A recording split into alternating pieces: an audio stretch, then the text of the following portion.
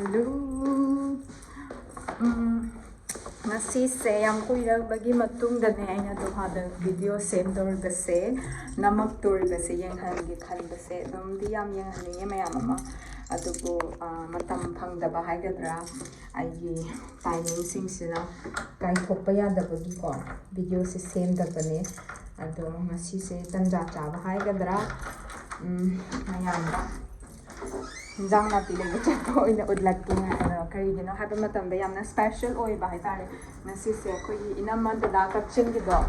Dada sida engineer oy ga lay bodo Thoibi gi father do mai mama ga akoy do lulu mall da chasse ha ko lulu mall se mayam ama lay bo lay raga su ngasi chatori ba lulu mall se one of the biggest ne adu da ne khon chatoi je hzik Dada ga ina magala e hzik gari thore e sise ne makoy ai gi yum na pick up do bala ine Kanano mas yawe. Hello. Sila chichi ma yawe Dada lay le Enama lay le. Thoibi. Silale. This is na pigi Princess Lintoy. Chichi Winlet ma yawe kangam kiroy. Chichi su she's very senior ko.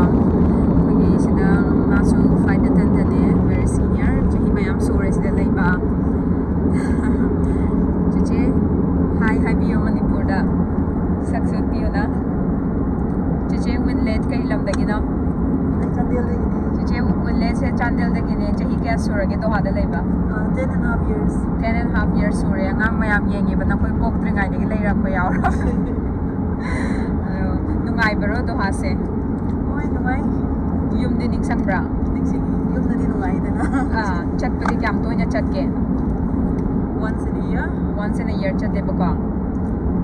Okay. Ado chichi aviation da chahi kya surage hzik lay rakpa total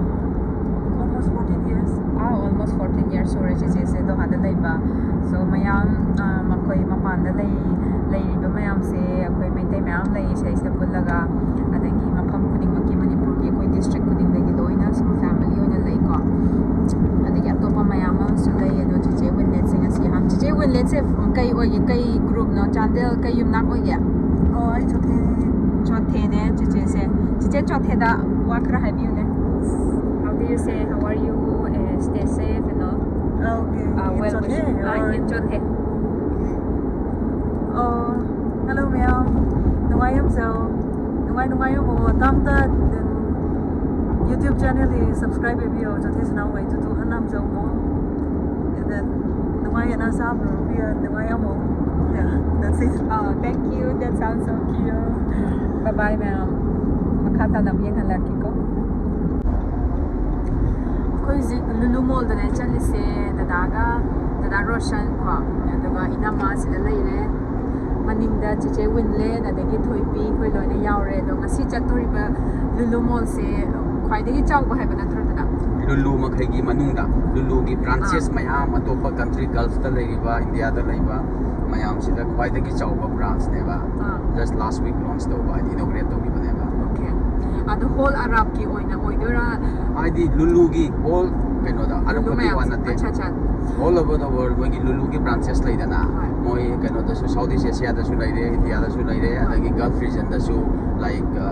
kaino da laide Bahrain da laide Saudi da laide sida laide UAE da laide adugi mayam dugi branches mayam da adagi jo Ke chawba lulu ne ko chatoi se do mafam da yorgan yenga lakke do Dada se sida laiba mamangi video da so hai gre ko sida laiba chahi train thoi tara mari running chahi tramari running sure ko adu Dada se sida engineer ne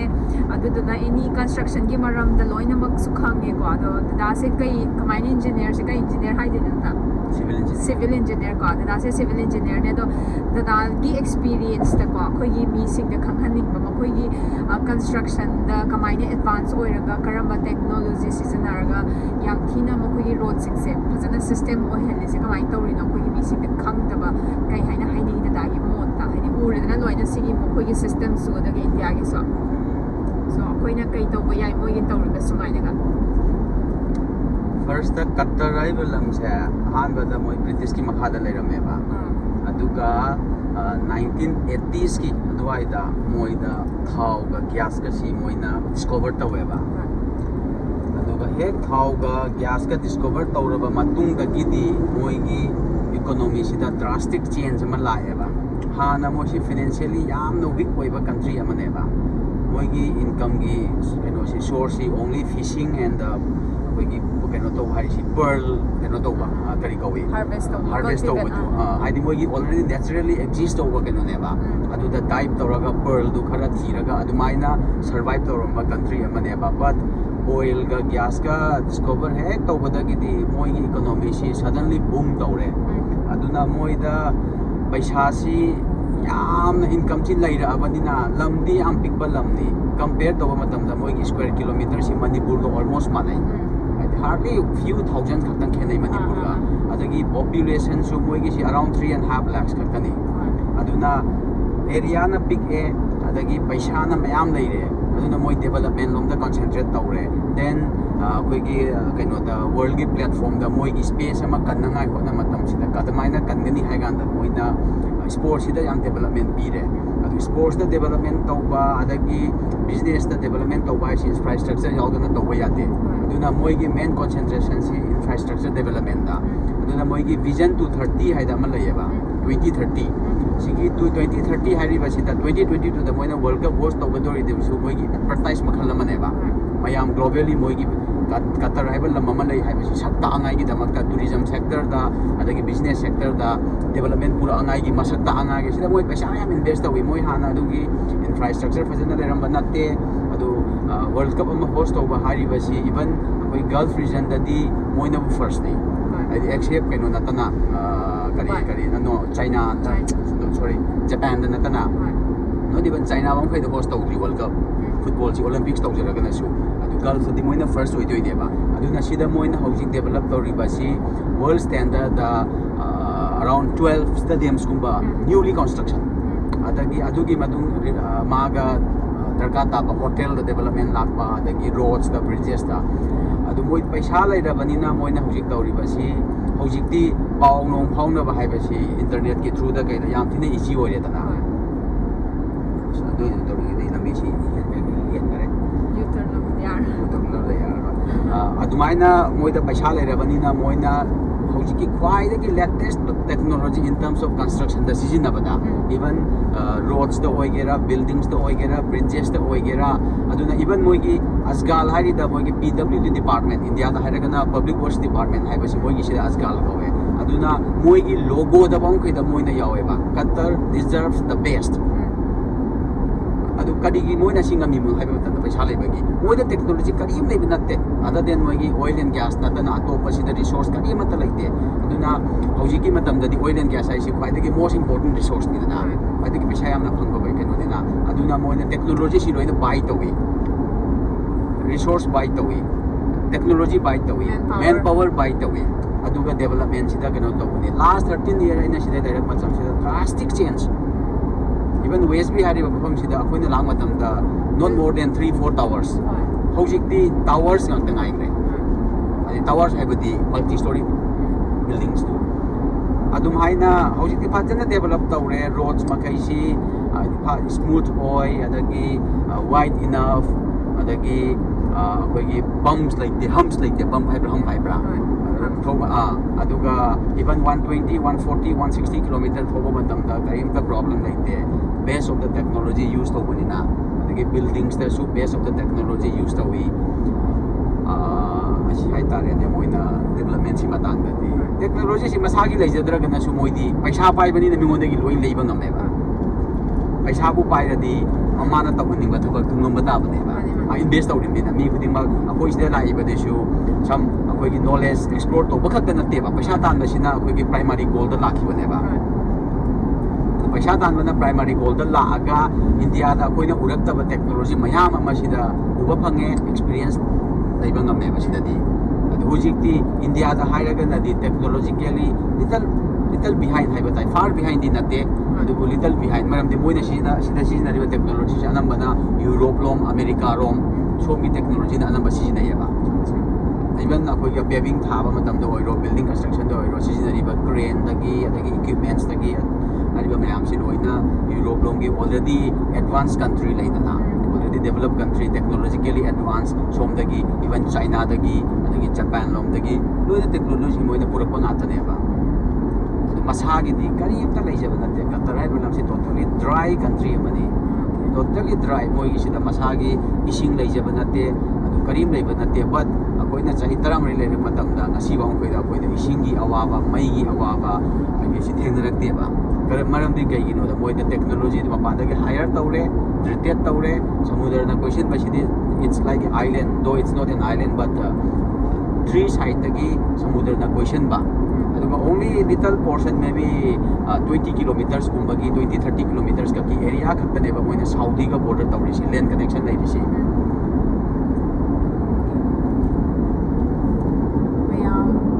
Dohagi maram da hujik khambi gre ko da dagi ai na ngasai moi si ano technology si nei hai gidro adugi technology ama hai example ama hojik India da apply application du lai triba India da suppose highway ama sama tamda expressway ama saba matamda koina India da toll tax loba hai da ama thengai da toll tax to lori si kari gino hai matamda karigumba surok si saba sida government na finance tawtana private company amana finance tawraga surok si saganeba aduda changriba paisa si recover tawnagi damakta akoina moigi contract type si BOT kaweba bill operate transfer hairaga sina toll tax tagi collect tawriba paisa si ngasai gi private company duna logadori meba for some particular like agreed years maybe 20-30 years sida akoina toll laiba matam sida traffic si pura jam oheleba sama koina kano ki DND flyover DND kano lai si Jamuna expressway ki sida use traffic jam akoina thengnayeba manam ding sa toll collection si physical collection oyeba sida na kadamai tawge da expressway si ki mathak sida moina sensor camera si khilleba aduga surok sida cross toba gari ma kai si ngasai ki camera si na read taweba the camera cho bu yaw do road mayai da sang na nati asina speed camera ne ba speed camera na taba akogi full length width of the kano si road sida every lane gi oina moina camera khille ba oda he gari pass to ba gari ma khai gi number plate si moina record ta ho bane ba record ta ho raga every year akogi registration renew to ba matam si sida nangna sigi surok sida cross to gi bagi this much amount so you have to clear that amount then only your registration will be renewed adu kamai na khangani adu do makoina bakoi se pesa thi do have se application season no hojiki camera sina ai gi number plate si read tawgrani dana read tawgra matung sida ai gi gari gi type ai gi everything gari gi details si moina khangane ba aduga how many times nang road to cross to have su khangane ba aduga adugi matung ina magi paisa akogi kano do tax collection do adu lakne ba aduga every year gari gi registration compulsory ne ba India da once register tawgra matung da di 10-15 years everybody forgets whether I have to renew my registration or no kanata adu ningsing greba sida di every year your vehicle should be renewed your vehicle registration should be renewed and during that renewal you have to clear whatever fines you have whether it may be like traffic violation or the toll tax collection or anything even they will check the vehicle whether any problem is there or no you should have a vehicle what you call it fuel get checked over yes exhaust also they will check exhaust they will check and then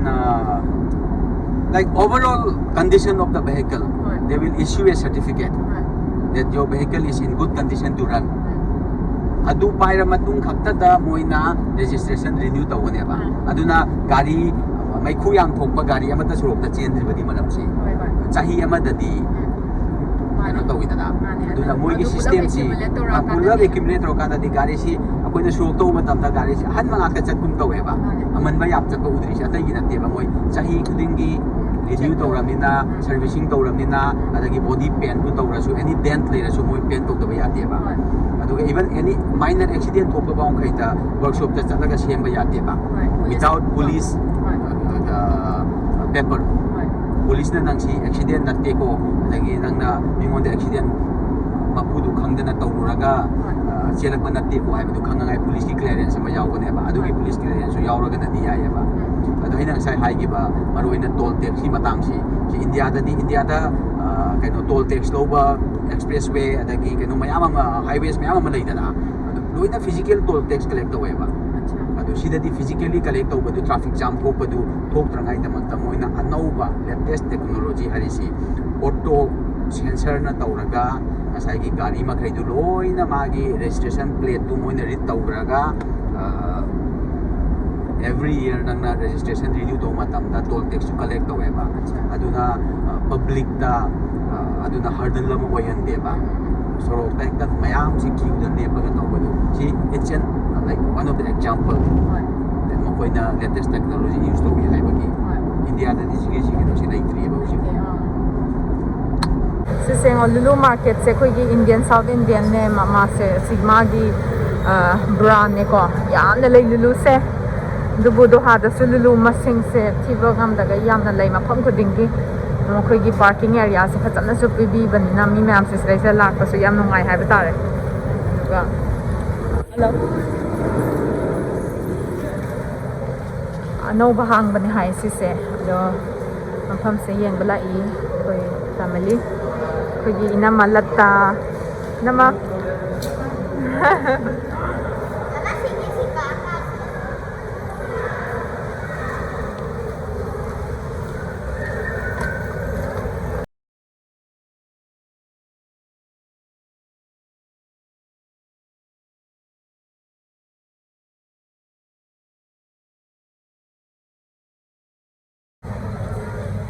Lulu da kan yaw re nganap yaw re dagi ngasep yaw re dagi kongrang lai re dagi maya daga lo yaw e salmon fish dagi ai gi favorite ne manam di kharam kal le se ni ga lamina ba cha matam da di dried the anchovies lai re manam kan se lai tre ma khoi gi thum yak pi yaw re adagi som na kan da na sa san loi lai re aduga chawe yam chawe chatang ngamde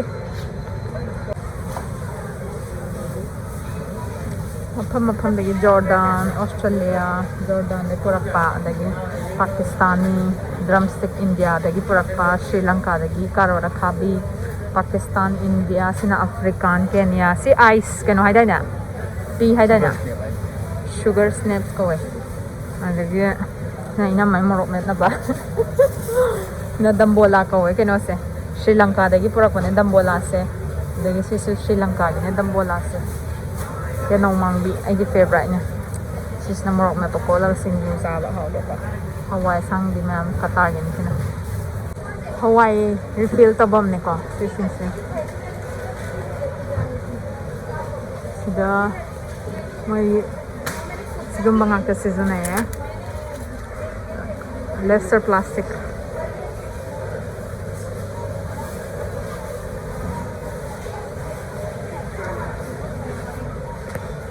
akhoi ngasai Lulu dagi hinjang na pilai ba loiraga aduga family food center ai nama leba ko sida all the imported fish ko Manipur da phang banga ga siloina phangye Bangladesh tagi natra lakuda